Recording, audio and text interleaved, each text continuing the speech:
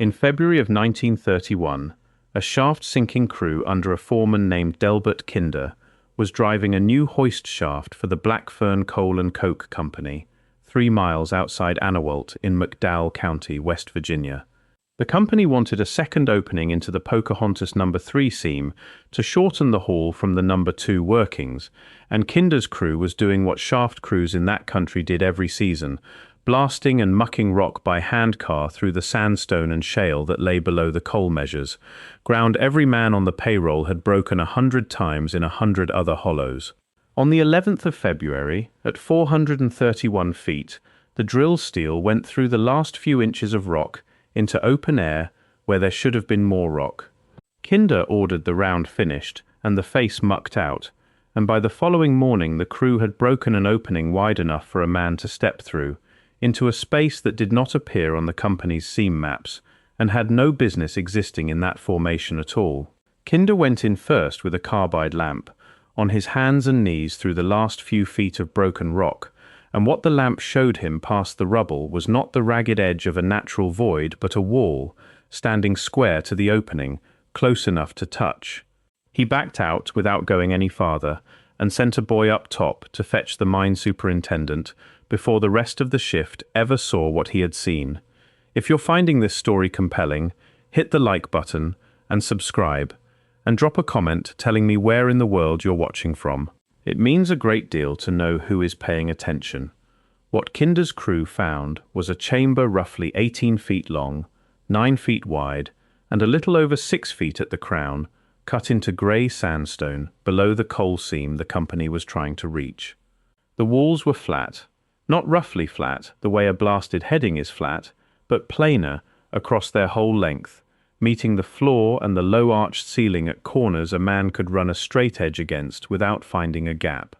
There was no rubble on the floor, no tool marks radiating from a starting point the way a hand-cut gallery shows the direction a miner was working, no powder residue, no drill steel scars, no debris of any kind, only a floor-swept level, and walls finished to a surface Kinder later described as closer to a dressed gravestone than anything a coal crew produced underground. The formation itself makes the chamber a problem before anyone gets to what is inside it.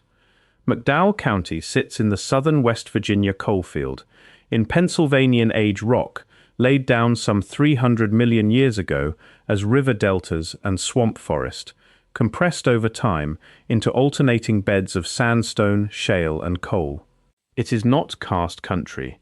There is no significant limestone in that part of the formation, and without limestone there is no process by which groundwater dissolves a natural cavity the way it does farther east in the state's karst belt. Sandstone and shale do not produce caves on their own. They produce joints, bedding plane partings, and the occasional collapse void where a coal seam has been mined out above and the roof has come down, and none of those processes leave behind a room with a floor, 4 walls, and a ceiling holding a shape for 300 million years. There is a second problem the geology raises that the company never had to answer in writing, because nobody outside the district office ever asked it. The Pocahontas No. 3 seam and the rock below it were laid down long before anything resembling a builder walked any continent on this planet in any accepted account of that history. A chamber cut into rock of that age is not a structure someone dug into an existing hillside and later buried under later sediment, the way a cellar gets built and forgotten. It would have to have been cut into stone that did not yet exist as stone when whatever cut it was working, or it would have to have been placed inside rock that was already 300 million years old by means nobody in 1931, and nobody now, has an explanation for. Kinder's crew was not equipped to ask which possibility was worse. They were equipped to break rock, muck it out, and meet a production schedule, which is exactly what they did for the rest of that winter, on a different heading, 40 feet away. 3 accounts describe the chamber, and none of the 3 men who gave them ever compared notes. Kinder's own report to the company survives as a single carbon copy, 4 sentences long, filed the same week. Ira Sturgill, a 19-year-old timberman on the crew, wrote his mother in Welsh 4 days later in a letter that stayed in a cedar box in that family for over 80 years. And Coy Witt, who was 14 that winter and ran messages between the tipple and the shaft head, gave his account to a state folklife recording project in 1988 at the age of 71, 57 years after he stood at the mouth of that opening and looked in. All three agree on what the chamber contained, which was almost nothing. A single course of the same work stone ran along the base of each wall, set slightly proud of the surface above it, like a plinth. Sturgill's letter calls it a lip a man could set his boot on, cut square the whole way round. Witt, decades later, remembered running his bare hand along it and finding no seam where one block met the next, cold in a way that had nothing to do with the temperature of the rock around it. A coldness he said the men joked about the first hour and stopped joking about by the second. Kinder's report gives no measurements for the plinth, but Sturgill's letter does, and puts it at just under a foot high and a hand's width across, running the full interior perimeter without interruption. And every witness, independently, described the same absence. No writing on the walls. No tool cache, no bones, no trace at all of who had cut the chamber or what had once stood on that raised course. Only a swept floor and a finished surface waiting, as Witt put it in 1988, like somebody had cleaned house before they left and never came back to check on it. Word of the opening reached the company's district office in Bluefield within 2 days, and on the 14th of February a man came out to the shaft in a company car the crew did not recognize. Witt remembered the men calling him Mr. Pruitt, though he admitted in 1988 that nobody was ever formally introduced and the name might have been guessed at more than heard. No Pruitt appears on the Blackfern Coal and Coke Company's engineering staff roster for 1931, a roster that is otherwise complete, down to the district surveyor's assistant, which does not prove the name was wrong, so much as it proves nobody ever wrote it down, where a roster would catch it. The man spent roughly 2 hours underground. He measured the chamber's length, width, and height and spacing of the plinth, the same figures Sturgill would give his mother 4 days later almost to the inch. He knelt at the base of one wall and worked a fragment loose with a cold chisel, wrapped it, and put it in his coat pocket, the same gesture a division engineer would make at a Dakota Territory railroad cut 58 years earlier with a chip taken from a stone that never survived the following morning. He asked Kinder 3 questions, and Kinder's report records all 3, because they were the kind of question a man remembers being asked afterward. How many feet of new rock lay between the chamber and the coal seam above it? How many men had already been down to look? And whether the company had sent for anyone from a university or the State Geological Survey yet.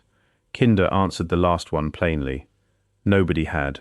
The man told him to keep it that way, and by evening the crew had orders to hold the heading and wait for further word from the district office. Sturgill's letter adds one detail Kinder's report leaves out entirely, which is that before he left, the man from Bluefield stood at the mouth of the chamber for a long while without saying anything, the way Sturgill wrote it, like he was doing arithmetic he did not care to say out loud in front of a shift crew. Then he told Kinder to post a man at the opening overnight and rode back down the mountain before dark. What came up the shaft before dawn on the 16th of February was not a survey party. Witt, who could not sleep and was watching from the tipple, counted 6 men he did not know arriving on foot from the county road rather than by the company road, carrying what he described only as boxes wrapped in canvas, the kind of load a powder man does not carry openly past a night watchman if he wants to avoid questions being asked at the shaft collar. The 6 were underground for roughly an hour. 3 charges went off in close sequence just before first light, and by the time Kinder's regular crew reported for the morning shift, the opening the crew had broken through 2 weeks earlier had a fresh timber set standing across its face and a company order posted at the shaft collar suspending further work on that heading pending a survey that, so far as any surviving record shows, never happened. The Blackfern Coal and Coke Company's daily operating reports for the district are held today at the West Virginia State Archives in Charleston, part of a collection that runs without a missing entry for the entire 1931 season, with one exception. There is no report filed for the 15th or the 16th of February. The entry for the 17th resumes with a tonnage figure for the number 2 opening and no mention of the new shaft at all, and the shaft itself does not appear again in the company's surviving correspondence for the rest of that year.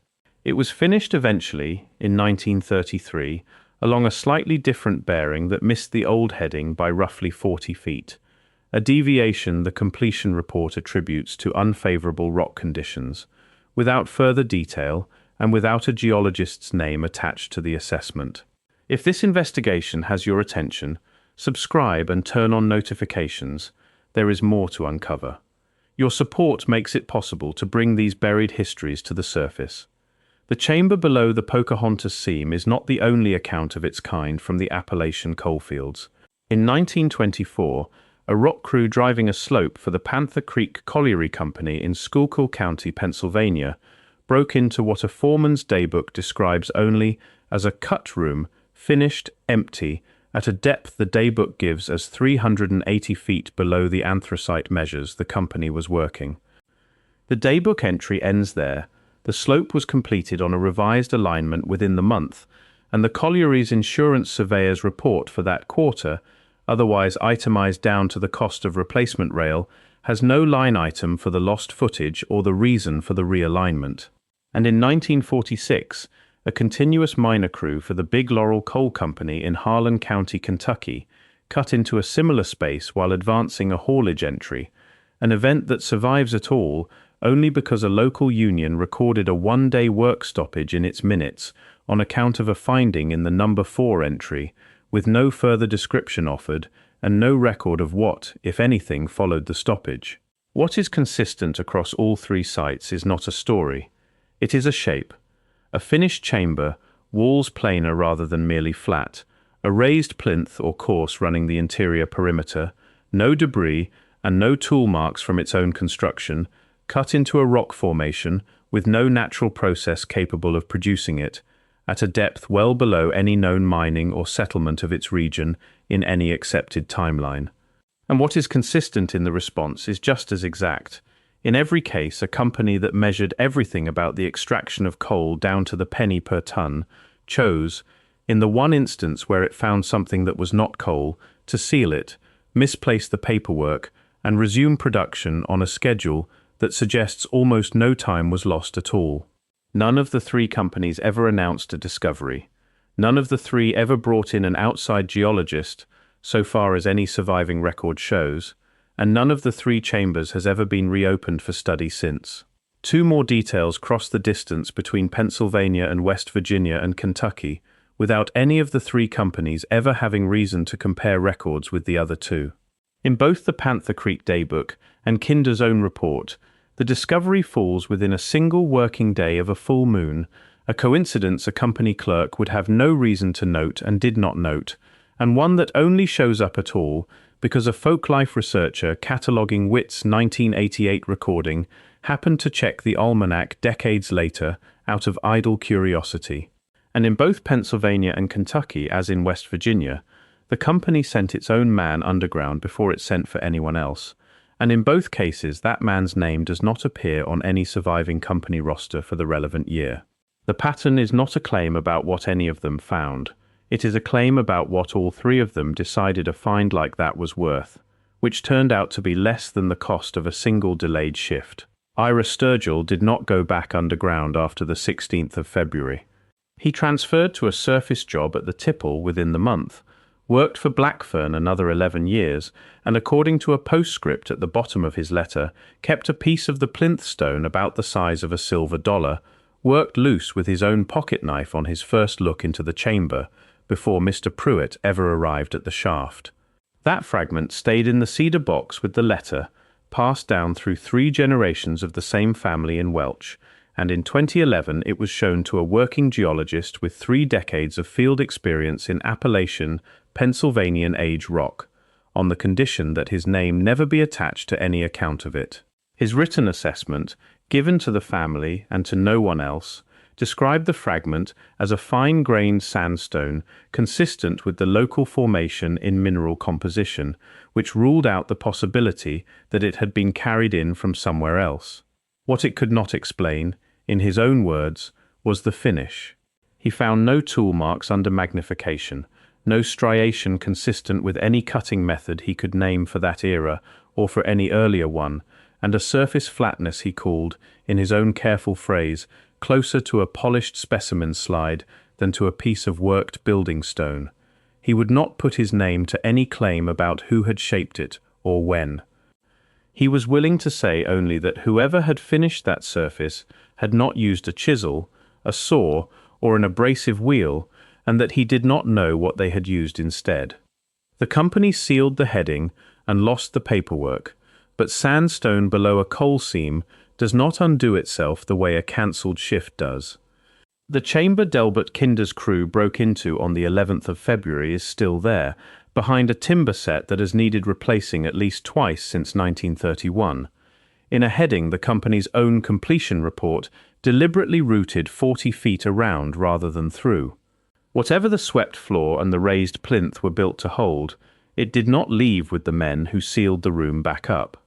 By every witness account, it was already gone before Kinder's crew ever broke through the last few inches of rock, and the only thing the night crew managed to bury on the 16th of February was the empty room it had once been kept in. The shaft is still active. Blackfern coal and coke folded in the 1950s, and the workings passed through 3 subsequent operators before the seam played out in the 1980s. But the original hoist shaft, Kinder's crew sank in 1931, remains the primary access point for the reclamation crews who maintain the site today, riding down past the old timber set every time they go to check a water pump 40 feet from a room nobody working there now has ever been told about. A ground-penetrating radar survey of that heading would take an afternoon and cost less than a single day of a reclamation contract. It has never been requested, not by the State Mine Safety Office, not by a university geology department, not by anyone with the standing to ask for it, because on paper there is nothing there to survey. The completion report says unfavorable rock conditions. 95 years on, it still does not say what the rock was hiding, or who finished that room before Delbert Kinder's crew ever got there with a drill steel and a round of powder. What is left of the whole matter fits in a cedar box in Welch and a paragraph in a folklife archive nobody outside one county has ever pulled from the shelf. Coy Witt died in 2003, 15 years after his recorded interview, and the last thing on the tape, before the interviewer thanked him, is Witt saying that he had spent his whole working life afterward wondering less about who had cut that room than about who had known, within 2 days, and without ever going down to see it themselves, exactly what needed to happen to it before sunrise. Delbert Kinder's own report ends with 4 flat sentences and no opinion attached to any of them, which was the job, and which was also, in its way, the most honest account anyone connected to Blackfern coal and coke ever put on paper. The rock does not forget what was cut into it.